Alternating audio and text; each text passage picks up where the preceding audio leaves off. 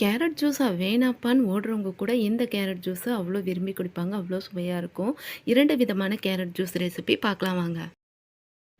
இப்போ வாங்க first step carrot juice பார்த்துடலாம். அதுக்கு ஒரு மிக்ஸி ஜாரில் சின்னதாக 3 கேரட்டை பொடியாக கட் பண்ணி சேர்த்துட்டு, சின்ன துண்டு இஞ்சியை சேர்த்து ஃபஸ்ட்டு கொர கொரன்னு அரைச்சிருங்க. அதுக்கப்புறம் தண்ணி தேவையான அளவுக்கு ஊற்றி விழுதாக அரைச்சிட்டு வந்துட்டு, ஒரு வடிகட்டியில் லெமன் ஜூஸு 1 டேபிள் ஸ்பூன் அளவுக்கு சேர்த்துட்டு, நம்ம அரைச்ச விழுதையும் சேர்த்து வடிகட்டி எடுத்துக்கோங்க. இனிப்புக்கு வந்து சுகர் தேவையான அளவுக்கு சேர்த்து மிக்ஸ் பண்ணிட்டிங்கன்னா நம்ம first step carrot juice ready. Sugar வேணான்னு நினைக்கிறவங்க ஹனி கூட சேர்த்துக்கலாம். அவ்வளோதான். இப்போ வாங்க செகண்ட் டைப் கேரட் ஜூஸ் பார்த்துடலாம்.